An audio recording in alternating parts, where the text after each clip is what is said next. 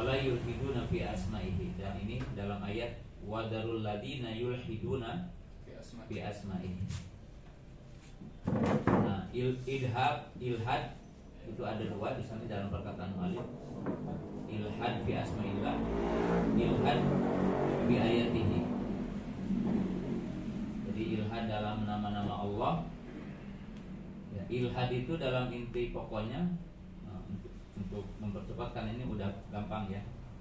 Ilhad itu kan al-mail amma yanbaghi. Ini al-mail amma yanbaghi. Artinya ilhad itu condong dari yang semestinya. Jadi yang semestinya begini condong, itu namanya ilhad. Dan ilhad ini masuk kepada poin-poin tadi. Ilhad itu bisa tahrif, ilhad itu bisa tamtsil, ilhad itu bisa ta'til, ilhad itu bisa takyif, ilhad itu bisa tafwid. Kalau tafsir berarti tampil.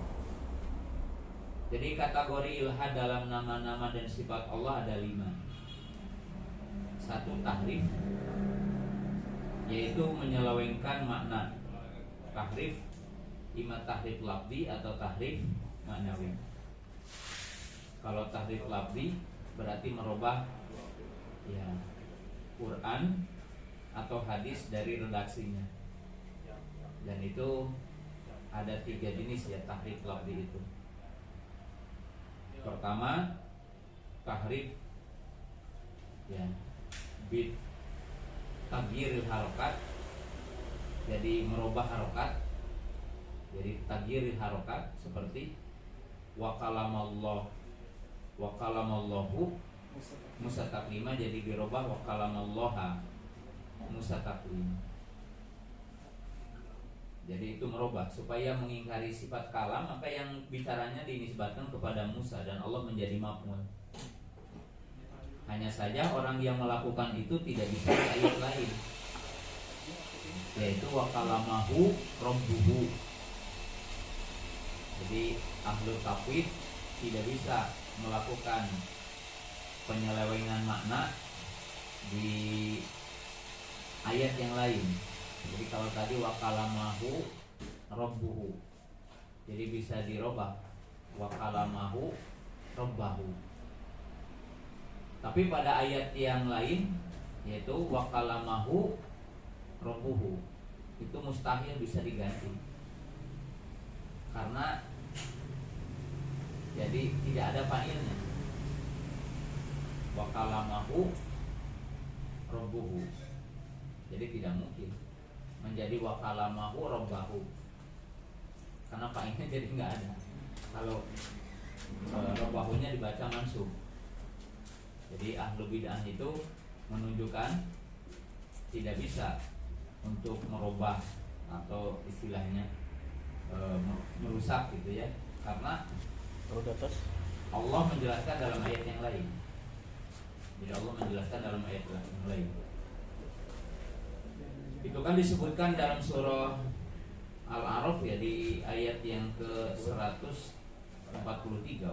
Walamma ja'a Musa limiqatina wa kalamahu rabbuhu.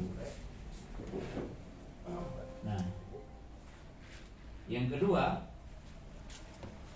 tahrif itu, tahrif lafzi adalah biziyadati harfin.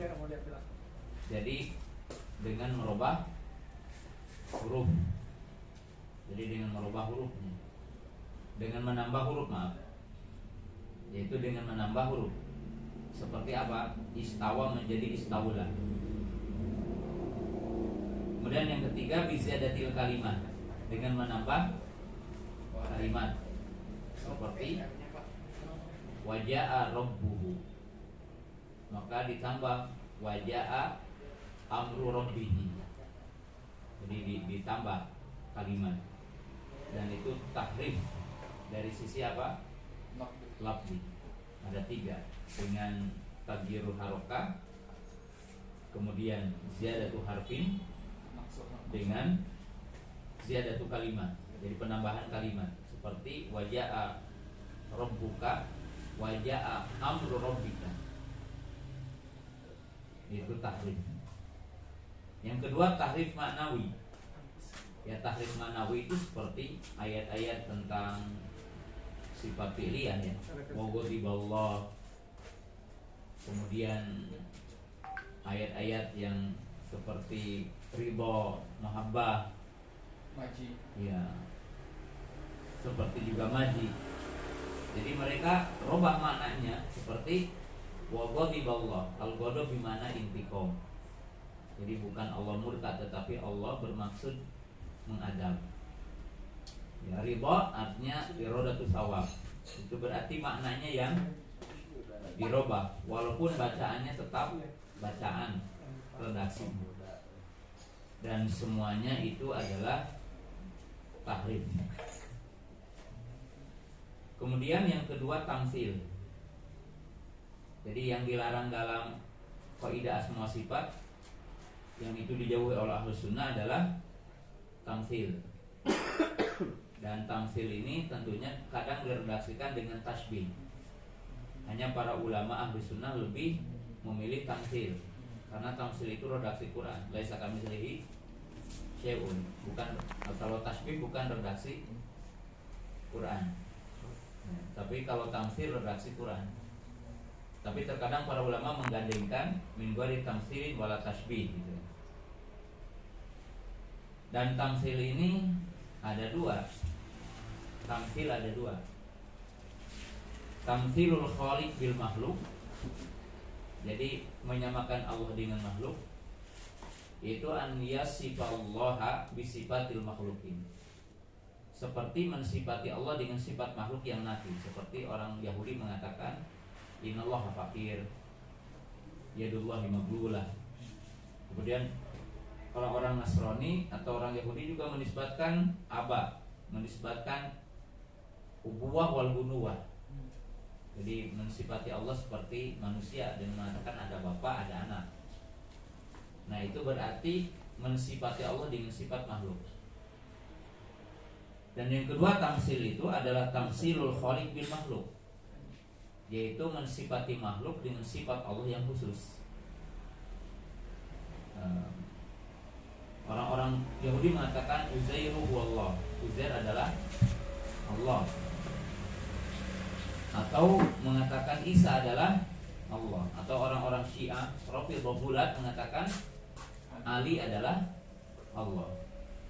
Makanya yang dibakar oleh Ali radhiyallahu ta'ala anhu itu kaum Rafidhah mengatakan hu itu Ali adalah dia adalah dia. Maksudnya Allah, Ali adalah Allah. Dan itu bulat. Itu tamtsil. Kemudian yang ketiga adalah takyif. Takyif yaitu isbatul kaifiyah, menetapkan kaifiyah. Ya, kaifiyah itu ya seperti orang menetapkan kaifiyah istiwa, ya, kemudian kaifiyah wajah Allah, kaifiyah tangan Allah. Ya. Maka dalam syariat Islam tidak boleh takwil, menetapkan kaifiyah dari sifat Allah Subhanahu wa taala. Ya. Karena orang yang menetapkan kaifiyah itu dikatakan majnun, orang gila. Kenapa dikatakan orang gila? Karena kaifiyah itu tidak bisa ditetapkan kecuali salah satu di antara yang tiga ada. Apapun ya, mau urusan dunia juga menyebutkan kaifiyah itu tidak bisa kecuali salah satu di antara yang tiga. Yang pertama, kita melihat benda tersebut. Jadi melihat sesuatu tersebut yang akan disebutkan kaifiyahnya. Seperti antum ditanya, sebutkan mobil Pajero. Namun ningali bungkulupna nggak bisa kan? Harus melihat dulu bendanya. Baru disebutkan jenis lampunya begini, belakangnya begini, jenis pintunya begini. Setelah melihat. Yang kedua subutul khobar minasikoh. Yang kedua adanya pemberitaan dari orang yang dipercaya. Kalau antum belum melihat bungkelutnya gitu ya, tapi dikasih tahu bahwa mobil Pajero ini begini dari apalagi yang mendesainnya gitu, atau pemilik Mitsubishi yang dia udah menjadi owner penjual dealer yang udah paham sekali dalamannya, kemudian seperti apa ornamennya, kemudian semuanya baru. Yang ketiga, apabila ada masil, jadi ada perumpamaannya. Kalau orang disebutkan Pajero, maka dibilang expander. Pajero itu expander besar. Katakan, seperti kalau kita disebutkan Innova, paling tidak tahu apa itu mobilnya, Avanza. Maka itu kalau disebutkan perumpamaannya bisa gitu. Nah, ketika orang itu menyebutkan kaifiyah sesuatu yang tidak dilihat, tidak didengar, tidak ada perbandingan, itu gila. Ada yang menyebutkan sesuatu yang tidak tahu. Nah, untuk Allah Subhanahu wa taala menafikan itu semua. Pertama, Allah tidak dilihat. Kedua, Allah tidak ngasih tahu. Ketiga, Allah telah menafikan persamaannya. Maka jelas tidak mungkin ya dinamakan dengan taklif. Min ghairi tahrifin wala takyifin wala tamtsil. Kemudian yang keempat namanya masuk sana, yaitu min ghairi ta'til. Walaupun taktil ya masuk yang tadi juga taktil, karena taktil itu dimana ingkar. Jadi taktil itu bisa tahrif, tahrif. Tapi taktil itu tafrid, mengkosongkan, ingkar. Dan taktil itu dibagi dua, ada taktil kulli, ada taktil juz'i. Jadi yang mengingkari secara total itu kaum Jahmiyah, tidak menetapkan nama dan sifat bagi Allah. Berarti itu taktil kulli, taktil secara total. Kalau taktil juz'i, ya ini seperti Asy'ariyah yang menetapkan ya 7 sifat tetapi mengingkari sifat yang lain, maka itu dinamakan juz'i, bagian. Kemudian yang kelima, tafwid. Dan mu'allif tidak menyebutkan secara spesifik di sini tafwid. Tafwid dalam pembahasan Ahlussunnah, tafwid itu ada dua. Ada tafwid matlub, mamduh. Ada tafwid yang dituntut, matlub, bahkan wajib, yaitu takyif, tafwid fi kaifiyati sifatillah. Jadi tafwid itu kan menyerahkan kepada Allah. Ketika ditanya kaifa istiwa, Allahu a'lam, kaifiyatnya, maka tafwid kaifiyah. Jadi tafwid kaifiyah itu jelas ahli sunnah tafwid kaifiyah. Dengan kata-kata yang ma'ruf Imam Malik ketika ditanya al-istiwa ma'lum wal kaifu majhulun. Nah, sedangkan yang kedua tafwid yang dilarang, yaitu tafwid fil ma'an, tafwidul ma'ani, yaitu tafwid tentang maknanya.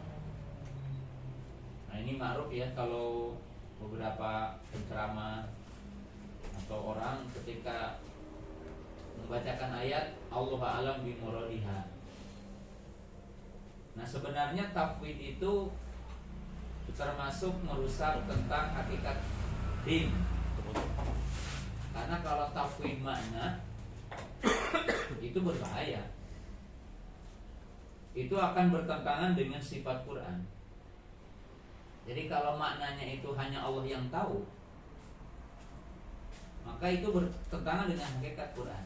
Allah telah mensifati Quran itu yaitu Arabiyyin mubin. Artinya Quran itu berkalimatkan atau beredaksi Arab, dan Arabnya dikatakan mubin. Ya, mubin itu berarti apa? Jelas. Ya, kalau maknanya itu tidak bisa dipahami, ya berarti tidak dinamai mubin. Kemudian Allah telah menamai Quran dengan hidayah. Jadi kalau Quran itu tidak bisa dipahami maknanya, nggak mungkin Quran jadi hidayah. Karena hidayahnya itu berkaitan Quran itu intinya kan Quran itu isinya dua. Pokoknya awamir berarti kita istislam. Kalau khobar berarti kita tasbih. Jadi isi Quran itu kan isinya berita. Berita harus dimengerti kan, berita menyebutkan tentang nama Allah, menyebutkan sifat Allah, menyebutkan surga, menyebutkan neraka, menyebutkan alam akhir. Nah kalau tidak dimengerti maknanya, maka bagaimana kita membenarkan berita itu? Karena mesti tasdik. Kalau isi Quran itu awamir wa nawahi, kan harus jelas. Aqimus sholat, masa orang mengatakan Allah alam bimuradiha. Wala taqrabuz zina, Allah alam bimuradiha. Ini tidak jelas kan itu. Maka kalau tafwid makna pasti. Karena Quran telah disifati dengan bayan, Quran telah disifati dengan hidayah. Kemudian Al-Quran telah menyebutkan apalah takilun, apalah yafqahun. Jadi kata-kata tafakuh, ta'akul itu liman huwa ma'lumul makna. Dan tidak mungkin dalam bahasa kita masuk akal kemudian dipahami kalau kalimatnya itu tidak apa? Tidak dipahami maknanya. Adapun maklum indah rojul, wahai maklum indah rojul, ada bisa babi tafawut ma'rifat. Adapun oleh satu orang dipahami dengan jelas, satu orang tidak memahami dengan jelas dari makna kalimat Quran atau isimat yang ada dalam Quran, itu tidak berarti Qurannya itu tidak dipahami, tetapi disebabkan perbedaan martabat orang, kemampuan memahami. Ya, jangankan kalimat yang datang dari Allah yang itu tentunya asdaqu qila ahsanu haditsa. Kita saja memahami perintah atasan kadang beda-beda kan kemampuan untuk merespon ya. Dan salah satu sikap orang Indonesia itu rendah dalam merespon sebuah perintah. Kelemahan gitu, karena kan kita itu lemah dari konseptual, technical skill, kemampuan merespon. Karena dari dulu kita belajarnya hanya dikasih soal, seperti itu mungkin sekarang lagi pada ujian, itu bisa dicek guru-guru kita dalam bikin soal. Tingkat ya kepandaian mengecek kognitif hanya yang sifatnya orang hafalan. Jadi kalau kita disuruh sama atasan kita responnya lambat karena kita tidak terbiasa diberikan soal-soal untuk merespon sesuatu, hanya bisa untuk menjawab sesuatu gitu kan. Kalau ditanya tanggal berapa, tahun berapa perang Uhud, kan dengan gampang tahun ketiga Hijrah. Tapi kalau sebutkanlah 10 pelajaran dari perang Uhud yang orang itu harus berpikir, itu ya jarang yang bisa membawa itu.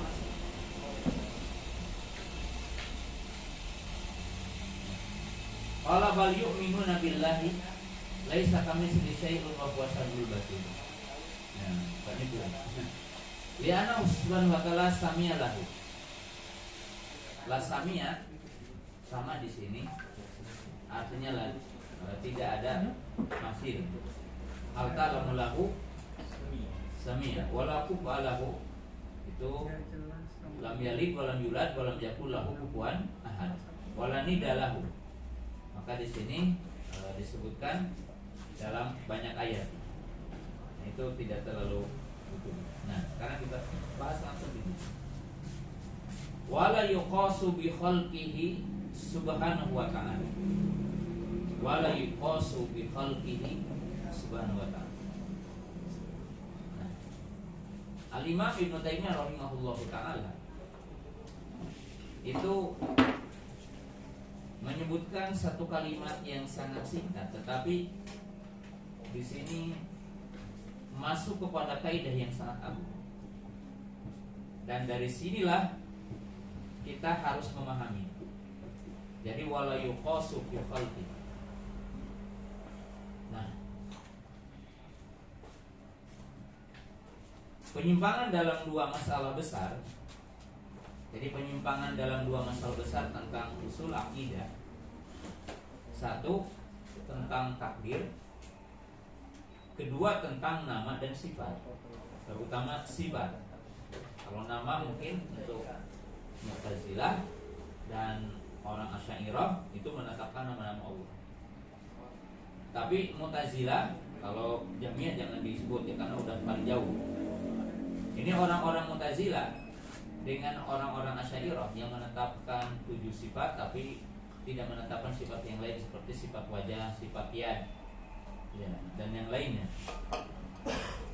Nah, perlu kita ketahui bahwa munculnya Jabariyah dengan Qadariyah itu syubhatul qiyas, yaitu syubhatul qiyas, yaitu menimbang Allah seperti makhluknya, artinya mengkiaskan perbuatan Allah dengan perbuatan makhluknya. Ya, kita berikan contoh bahwa penetapan takdir itu boleh. Jadi kalau Allah Subhanahu wa taala ya menetapkan ya, segala sesuatu pada hambanya, iman dan kufur itu telah ditakdirkan Allah, maka berarti itu boleh. Kemudian kenapa ada nufatul ilmi, orang-orang yang sama sekali mengingkari ilmu? Karena kan takdir itu ada 4: ilmu, kitabah, masyiah, al-khalqu. Nah, kelompok yang pertama yaitu yang menafikan ilmu, maka mereka mengatakan kalau Allah tahu si fulan itu akan kafir, kemudian Allah membiarkan kafir, berarti Allah zalim, karena seolah-olah Allah membiarkan orang ke neraka. Jadi membiarkan orang ke neraka. Maka dengan itu mereka mengingkari, kalau begitu ya Allah jangan dikatakan tahu apa yang akan terjadi pada hambanya. Nah, kemudian orang-orang Mu'tazilah walaupun mereka mengimani tentang ilmu dan mengimani tentang kitabah, tapi mereka mengeluarkan masyiah. Nah, di sini ada 2 kelompok.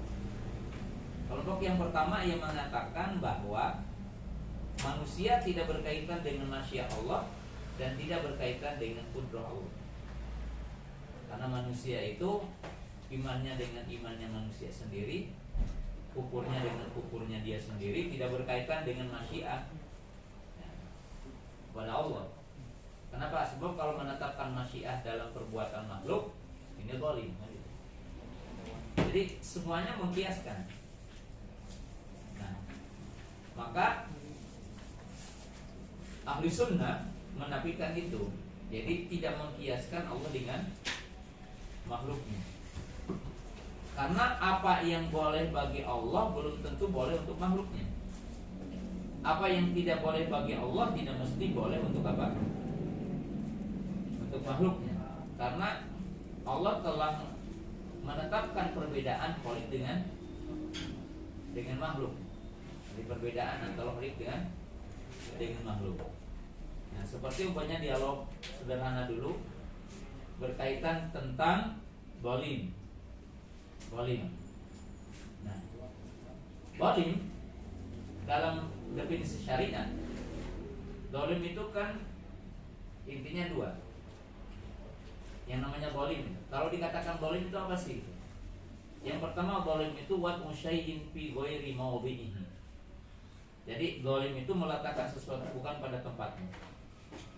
Seperti umpamanya diperintah A ngerjakannya B, itu kan zalim. Zalim itu meletakkan sesuatu bukan pada tempatnya.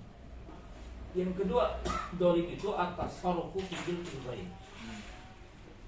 Yang namanya zalim itu menguasai kepemilikan orang, bisa dengan membunuh, bisa dengan mencuri, bisa dengan apa saja, zalim. Nah, Allah tidak mungkin disifati itu karena lillahi ma fis samawati wa ma fil ard, semuanya milik Allah. Jadi kalau Allah telah menjadikan si fulan iman, menjadikan fulan kafir, itu ya hak Allah gitu kan. Jadi tidak bisa dikiaskan untuk makhluk. Ya, tidak bisa dikiaskan untuk makhluk. Karena ada perbedaan khalik dengan makhluk. Nah, demikian juga tentang pengingkaran kepada nama-nama dan sifat Allah dari kalangan Mu'attilah, Jahmiyah, Mu'tazilah, dan pada sebagian poin-poin tertentu Asy'ariyah, Maturidiyah dan Kullabiyah. Jadi subhat mereka dalam mengingkari sebagian sifat untuk Asy'ariyah itu syubhat, yaitu tentang qiyas. Kenapa? Karena mereka menggambarkan Allah dengan makhluk. Jadi menggambarkan Allah dengan makhluk. Seperti ketika mengingkari yad atau mengingkari sifat wajah. Ini dua sifat. Karena yang terbayang dalam mereka wajah, yad itu arom, atau yang dinamakan dengan jismun. Maka orang yang menetapkan sifat yad, sifat wajah itu mujassimah. Karena dalam pandangan mereka yang disifati dengan tangan, yang disifati dengan wajah itu adalah makhluk. Karena yang terbayang oleh mereka apa? Apa yang terbayang pada manusia. Nah, padahal Allah telah mengatakan apa? Laisa kamitslihi syai'un. Ya, laisa kamitslihi syai'un wa huwas samiul basir. Maka Imam Ibnu Taimiyah rahimahullahu taala menyebutkan di sini satu kaidah, wala yuqasu bi khalqihi. Jadi tidak boleh kita mengkiaskan Allah dengan makhluk. Ya. Walaupun kias disebutkan oleh para ulama, kias itu ada 3. Jadi kias itu ada 3. Ada kias asyumul wa qiyasut tamsil. Jadi qiyas sumul wa qiyasut tamsil. Ya. Qiyas itu ada 2. Ada qiyas sumul. Ya, qiyas sumul ini bentuk qiyas yang lafaz sesuatu seperti lafaz yang lain. Artinya lafaz pada satu makna diartikan dengan makna yang lain. Seperti umpamanya hayat. Ketika kalimat hayat itu dinisbatkan umpamanya kepada makhluk dan dinisbatkan kepada Allah, maka dipahami hayatnya sama. Maka itu namanya qiyas sumul. Kalau qiyas tamsil itu al juz'i, al juz'il afrodil ma'an. Jadi diambil dengan persamaan bagian dari apa? Dari makna yang terkandung di dalamnya. Dan ini sama tamsil. Yaitu apa? Seperti umpamanya tadi menyebutkan ya. Kalau ya dalam manusia apa? Ya itu abad minal jism, yaitu dikatakan bagian organ dari tubuh. Nah, itu untuk makhluk. Ya, untuk Allah tidak bisa. Laisa kamitslihi syai'un. Nah, tapi ketika orang mengatakan kalau menetapkan yad berarti menyamakan Allah dengan makhluk, karena dipahami apa yang dinisbatkan kepada manusia seperti apa yang dinisbatkan kepada apa? Kepada Allah, yaitu menisbatkan juz'inya. Nah, itu tidak boleh. Tapi ada yang ketiga yang dinamakan qiyas aula. Jadi qiyas aula.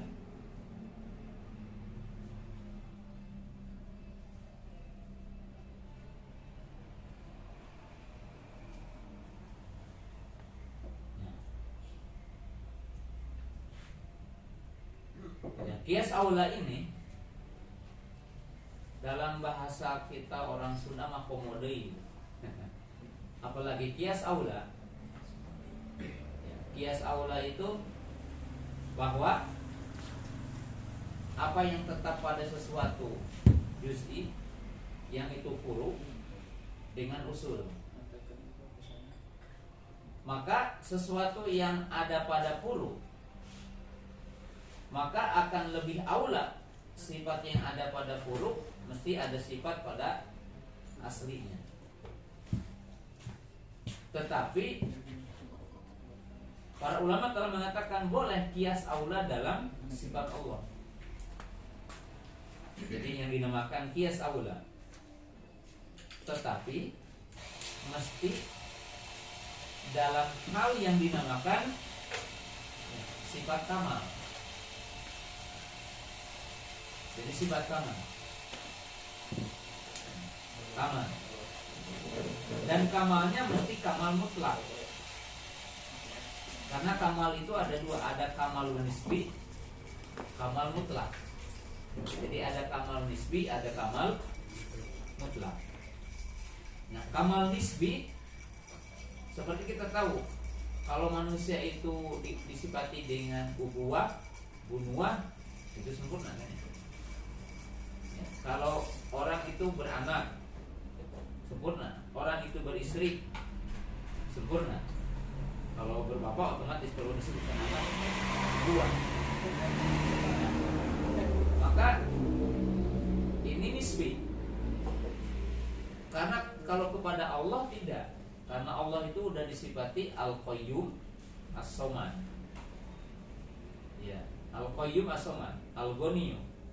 Dan itu menafikan walad dan menafikan ubuwah karena Ghaniyun Hamid. Al-Qayyum, Allahu la ilaha illa huwa Al-Hayyu Al-Qayyum. Kemudian Allahus Somad. Jadi Allah itu berdiri sendiri. Maka tidak butuh kepada sahibah, tidak butuh kepada anak, tidak butuh kepada bapak. Maka kamal yang dalam kategori di sini adalah kias aula itu harus kamal mutlak. Contohnya kita sebut dengan 7 sifat yang disebutkan oleh Asy'ariyah. Sifat hayat, sifat ilmu, sifat basar, sifat ilmu, sifat irodah, sifat kudrah. Sifat kudrah. Sifat 7 tadi yang sudah disebut apa? Sifat hayat, sifat ilmu, sifat basar, sifat samu, sifat ilmu, sifat kudrah, sifat irodah. Itu kan 7 sifat. Nah, memang Asy'ariyah menetapkan 7 sifat itu bukan dengan dalil nakli, tetapi diawali dengan dalil akli. Jadi artinya gini, semua sifat yang sempurna bagi manusia, maka Allah lebih berhak untuk disifati dengan sifat itu. Itu namanya kias aula. Jadi kalau pada manusia hayat sempurna, maka Allah lebih berhak. Kalau ilmu itu adalah sifat sempurna bagi manusia, ya, maka Allah lebih berhak untuk disifati dengan sifat ilmu. Sifat basar, Allah melihat. Kan manusia semuanya dia sempurna ketika disifati dengan melihat, mendengar. Maka dengan keempat sifat ini Allah lebih utama untuk disifati dengan 4 sifat ini. Itu yang dinamakan dengan kias apa? Kias aula. Nah, maka yang dinafikan oleh muallif dalam kitab ini yaitu kias tamsil dan kias apa? Syumul. Kias syumul artinya menyeluruh.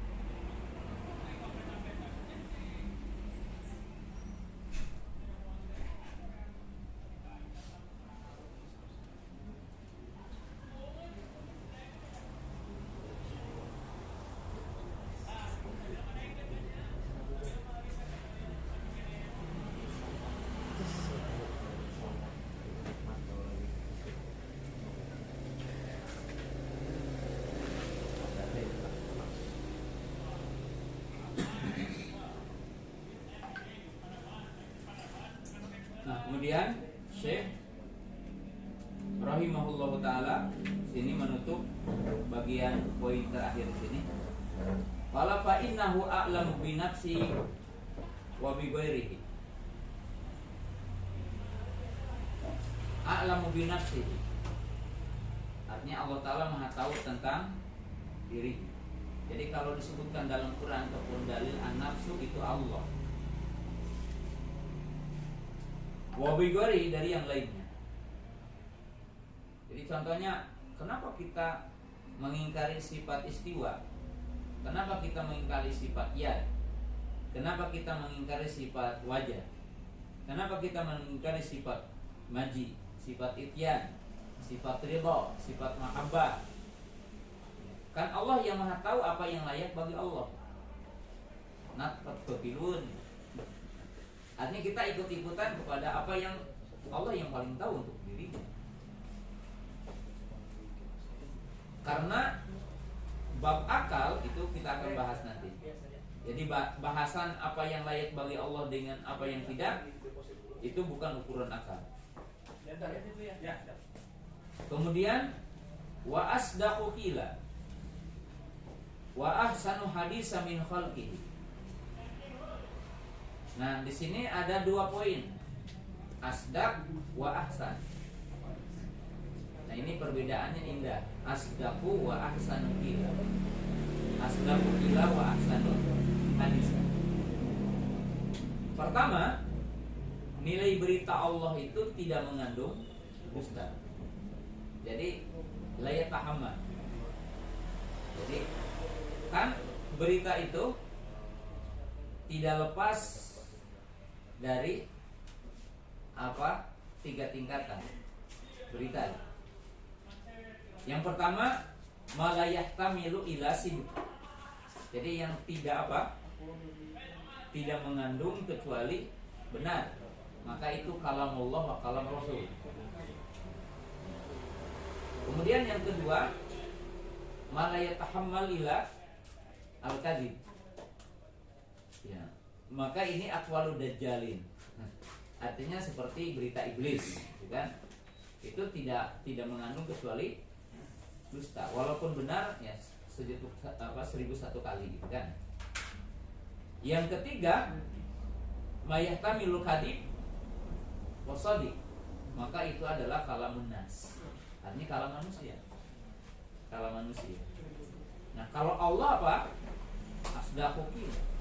Kalau Rasul adalah asdaqu qila. Maka dikenal dengan istilah apa? As-sadiqu al-masduq. Kemudian yang kedua, disifatinya apa? Wa ahsanu hadisan.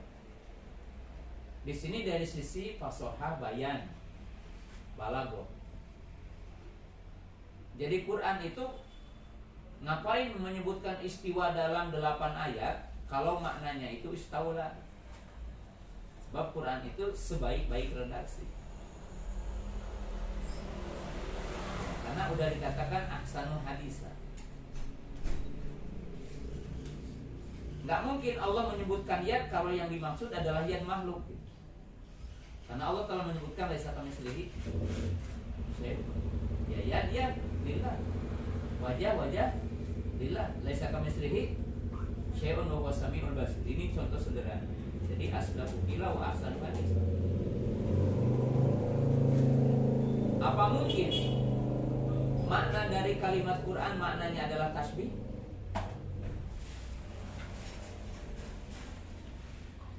Ya. Apa mungkin makna yang itu adalah nakas bagi Allah? Nggak mungkin.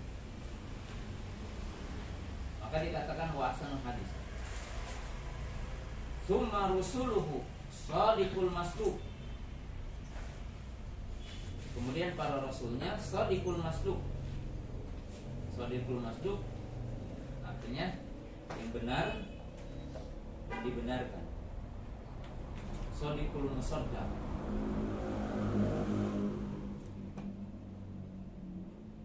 Bikhilafil ladzina yaquluna alaihi ma la ya'lamun. Berbeda dengan perkataan tentang Allah yang mereka tidak mengetahui apa-apa. Ini Dawabit yang disebutkan oleh Imam Ibnu Taimiyah rahimahullah ta'ala. Sekarang kita akan berikan contoh di akhir bahasan ini ya. Nah, di akhir bahasan ini sangat penting untuk kita pahami.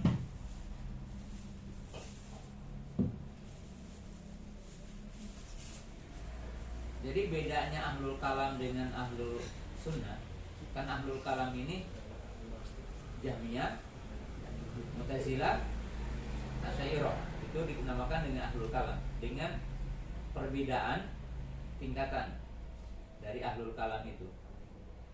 Nah, ahlul kalam ya termasuk Maturidiyah, Asy'ariyah dan Kulabiyah, itu tetap dalam kategori takdimu akal alal akal. Jadi mereka mendahulukan akal dari nakal.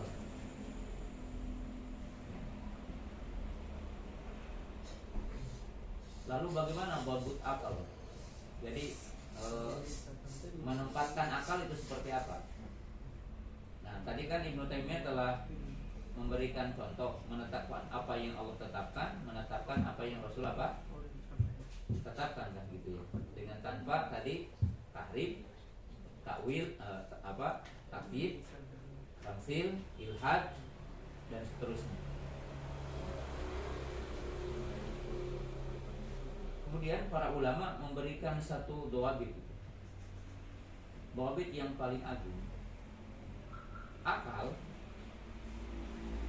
dikategorikan dengan 3 kategori akal itu ya, yang harus kita pahami tentang akal. Pertama, akal itu sesungguhnya adalah seperti sesuatu yang ada pada manusia. Jadi sesuatu yang ada pada manusia yang lainnya. Akal itu sama ketika Allah memberikan akal, seperti Allah memberikan jantung, seperti Allah memberikan mata, dan memberikan organ tubuh yang lain. Walaupun akal adalah bagian penting dari semua yang Allah anugerahkan kepada tubuh manusia. Tapi kategorinya apa? Qabil naqas, qabilu li al-marad. Jadi yang namanya segala sesuatu yang Allah berikan dalam tubuh manusia, termasuk bagiannya akal, itu menerima yang sifatnya lemah, menerima yang sifatnya sakit. Jadi kalau tubuh ini sakit, ya akal juga akan sakit. Ya seperti adanya orang gila gitu kan. Ada orang setengah gila, ada orang 1/4 gila, gitu kan. Ya seperti antum tahu orang autis kan tingkatannya. Ada yang mampu komunikasi, ada yang sama sekali tidak komunikasi. Nah, berarti qabul untuk naqas. Kemudian sisi yang kedua, akal itu kal kudroh. Akal itu seperti kudroh. Artinya kalau kita punya tangan, ada yang tangannya bisa mengangkat 1 kintal, ada tangan yang bisa mengangkat ya 50 kilo, ada tangan yang tidak bisa mengangkat apa-apa. Tidak bisa mengangkat tangan. Ya, bisa mengangkat tangan. Nah, demikian juga akal. Ada yang mampu sekian gitu, ada yang mampu sekian. Ya, pendek Kan anu dilatih makan cepatnya. apa subuh pendek Subuh pendek gitu. subuh pendek Sanes goblok. Iya. subuh pendek Allah gitu kan. Bahasan tadi sih ya. Jadi nggak mungkin kalau agama dihitung dengan akal, karena kudrohnya apa? Berbeda-beda. Yang ketiga, alat yang memerlukan alat gitu. Jadi alat yang memerlukan pembantu kan. Seperti mata. Mata ini bisa tahu hitam, putih, kelabu ketika ada cahaya. Sama juga akal ketika ada wahyu. Kan itu. Jadi orang ahlul kalam itu tidak bisa menempatkan kedudukan akal. walaupun mereka menganggap berakal. Dan akal itu kan tinjauannya tadi. Tinjauannya tadi. Karena digambarkan apa tadi? Ya, akal itu tidak bisa berdiri sendiri karena dengan 3 hal tadi. Nah, yang kedua itu kaidah ketika orang berbicara ta'arudun naqli wal aqli. Nah, yang kedua, ketika orang berbicara termasuk akal, jadi menganggap tidak masuk akal. Jadi menganggap tidak masuk akal pada sesuatu. Wah, ini nggak masuk akal, bertentangan dengan akal. Nah, maka ketika orang itu menganggap sesuatu tidak masuk akal, itu ada dalam beberapa kondisi sebenarnya. Yang pertama, kata para ulama, imma madhannahu ma'qulan laisa ma'qulan bal huwa syubuhatun tawahhamahu.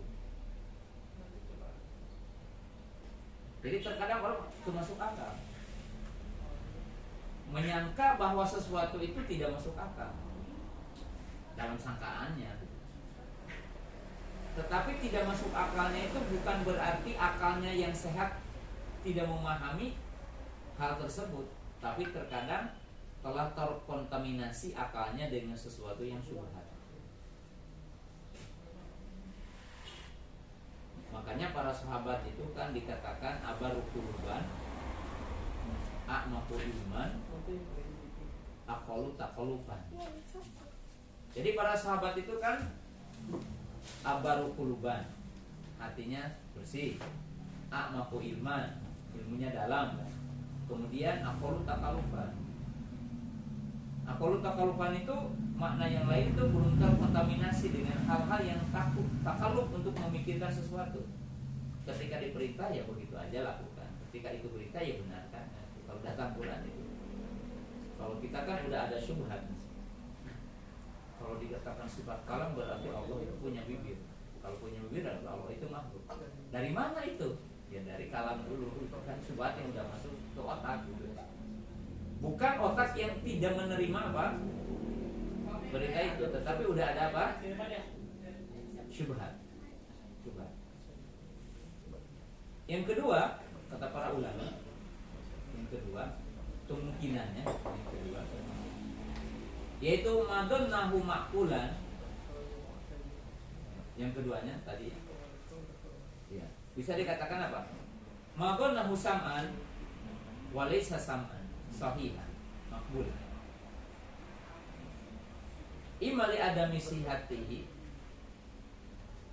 aw li adami fahmil muradi minhu. Jadi yang kedua ada kemungkinan bahwa nas, nah ini lebih kepada hadis biasanya, yang disangka itu adalah nas padahal bukan nas, seperti hadis dhaif gitu ya, hadis maudhu, atau hadisnya sahih tetapi makna yang dimaksud dengan ayat ataupun hadis itu bukan seperti apa yang terbayang dalam akal kita, sehingga orang itu menentang maknanya padahal maknanya bukan itu gitu. Seperti tadi umpamanya sifat wajah, dipahami bahwa wajah itu apa yang ada dalam kias makhluk, yang wajah itu juz'un minal abad, jadi bagian dari anggota badan. Seperti umpamanya sifat kalam Allah, sifat kalam mesti ada lidah atau ada bibir. Nah, mengatakan bahwa semua yang disifati dengan sifat kalam berarti berbibir atau berlisan itu tidak yang dimaksud. Kenapa? Karena banyak yang dibicara tapi tidak punya bibir, seperti salamnya pohon kepada Nabi, salamnya batu kepada Nabi, merintihnya dan nangisnya pohon kurma. Kemudian nanti yaumul qiyamah yang akan berbicara tangan. Berarti kaidah orang Mu'tazilah mengatakan setiap yang berbicara adalah tulisan itu pasti. Karena secara akal tidak begitu. Jadi secara akal tidak begitu. Nah ini dari sisi penetapan akal, dan Imam Ibnu Taimiyah memberikan kaidah. Memberikan kaidah. Artinya kaidah yang sangat agung dalam menetapkan hal ini. Kemudian para ulama telah menyebutkan ya tentang kaidah dalil. Jadi dalil atau sesuatu yang kita tahu itu kan ada tahapan ilmu itu. Ilmu kalau kita kasih tahap ya, ada ilmu yang sifatnya doruri, ilmu doruri, ilmu yang doruri, artinya ilmu yang la yahtajila ta'akul wa la yahtajila istidlal. Jadi ilmu yang tidak perlu kepada dalil, ilmu yang tidak perlu berpikir. Seperti apa? Seperti ma huwa ma'lum, as-salas aksar min isnain, al-arba aksar min as-salas.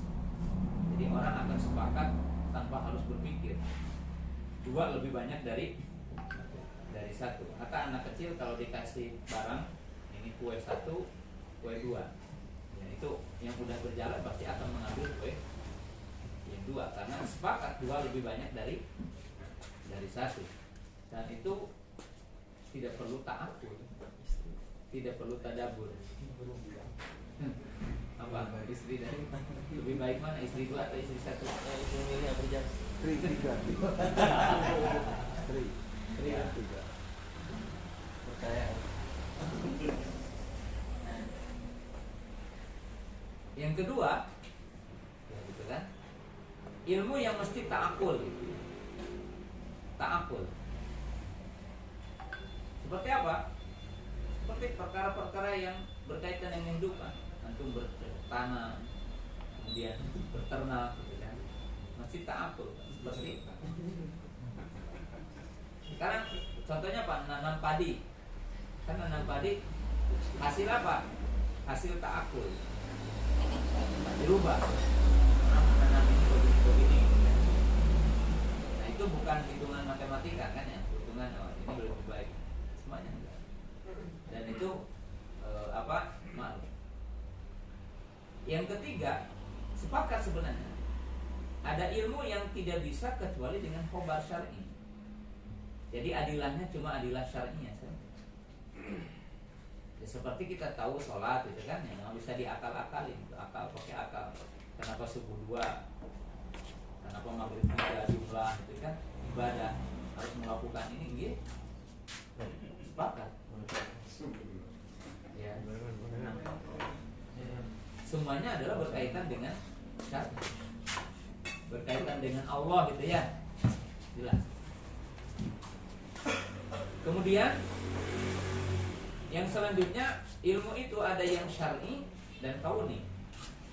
Artinya Al-Quran menyebutkan dalil, tapi dibenarkan juga dengan tajrubah. Ya. Contoh, ketika kita diperintahkan sholat menghadap kiblat, maka Allah Subhanahu wa Ta'ala memberikan alamat untuk kiblat. Seperti apa? Dengan arah angin, kan ya? Tahu dengan arah matahari, kemudian bintang, karena telah ditetapkan bintang itu nggak pernah berubah, gitu kan? Bintang timur tiba-tiba muncul di barat kan enggak, gitu ya? Tetap aja. Dalam ayatnya itu limustaqorin laha kan itu ya, ayatnya jelas. Nah, maka semua apa yang disebutkan dalam syar'i itu dibenarkan dengan tajrubah. Mana? Seperti kebenaran makan tidak mencuci tangan setelah makan. Ya ini kan khobar syar'i, tetapi dibenarkan dengan akal dari sisi manfaatnya. Pada dalam tangan kita ada enzim yang bisa membusukkan. Kemudian Nabi SAW mencelupkan lalat, kemudian membersihkan jilatan anjing dengan rangan.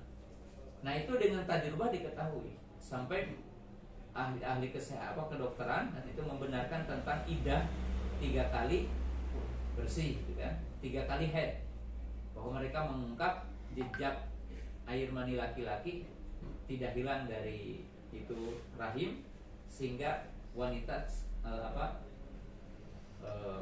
haid 3 kali. Ya. Jadi di situ bersih, gitu kan? Jadi jelaslah si fulan ini anaknya siapa, atau si fulanah ini anaknya siapa, supaya tidak kan kalau tes DNA zaman sekarang, tetapi di masa-masa orang tidak ada tes DNA, jadi ditetapkan dengan itu kan. Ya, seperti apa contoh?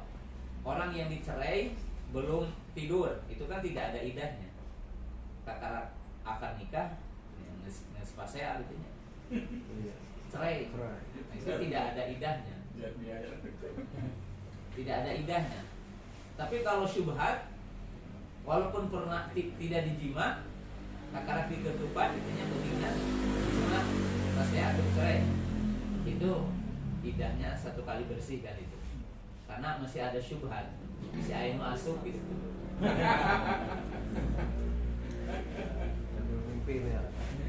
Ya, di situ jadi teori akal sebenarnya gitu.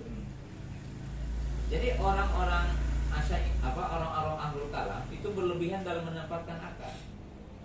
Kalau orang-orang sufia sama sekali menampilkan kedudukan akal. Tapi ahlus sunnah itu pertengahan dengan kaidah-kaidah tadi dalam menempatkan akal. Cuma satuan syubhat gitu ya.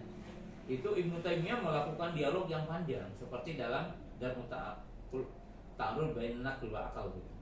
Dan dalam kitab Majmu'atul Fatawa dan berbagai kitabnya itu melakukan bentuk-bentuk dialog yang sangat agung ya, untuk satuan syubhatnya. Tetapi kaidahnya tadi, jadi kadang-kadang seperti orang menyebutkan tidak masuk akal, akal sia, akal yang mana gitu. Ya.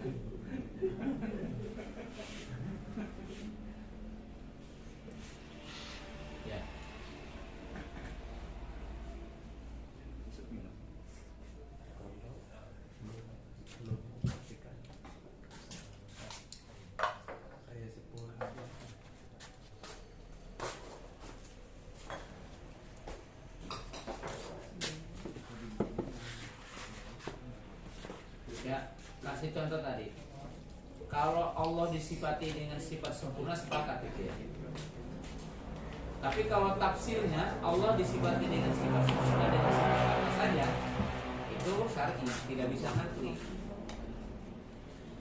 Cuma apa yang ditetapkan Allah secara syar'i pasti akal Bisa menerimanya. Kalau akal tidak menerimanya, imak salah paham terhadap mana yang dimaksud.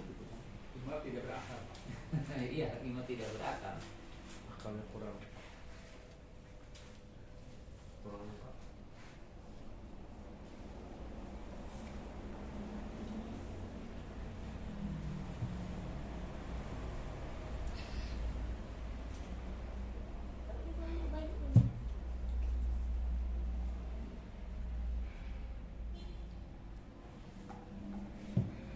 Karena akal ini kan ada yang gorizia, ada yang tasabah gitu, akal ini.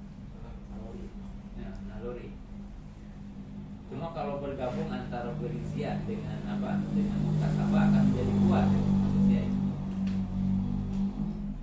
Dan fungsi pendidikan itu kan menjaga goriziahnya, mengembangkan dari sisi bakat akalnya.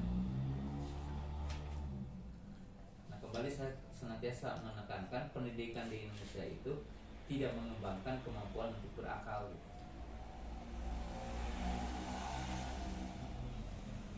Karena pembelajarannya hanya kurang berpikir lah gitu. Cuma disuruh menghafal gitu. Nilai penelaahan, nilai menelaah gitu, itu kurang gitu. Pembelajaran kita di sekolah.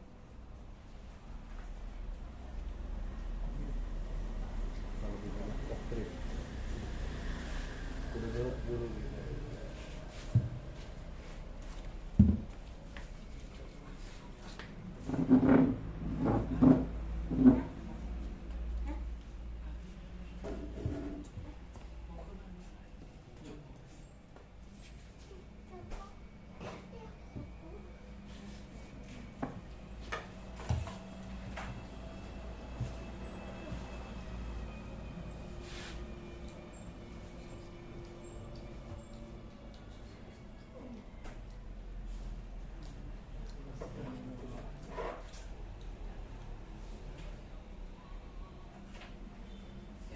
kita contohkan sekarang kan, kalau contoh Allah memerintahkan kita menyampaikan wahyu,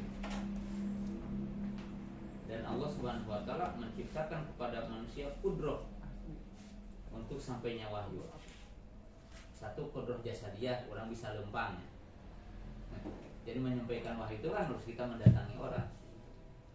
Tetapi ada kudroh akliyah, kudroh kita berpikir untuk menciptakan sesuatu seperti adanya televisi, adanya sarana, dan itu kudroh yang Allah berikan untuk sampainya kepada. Seperti kita suruh sholat menghadap kiblat,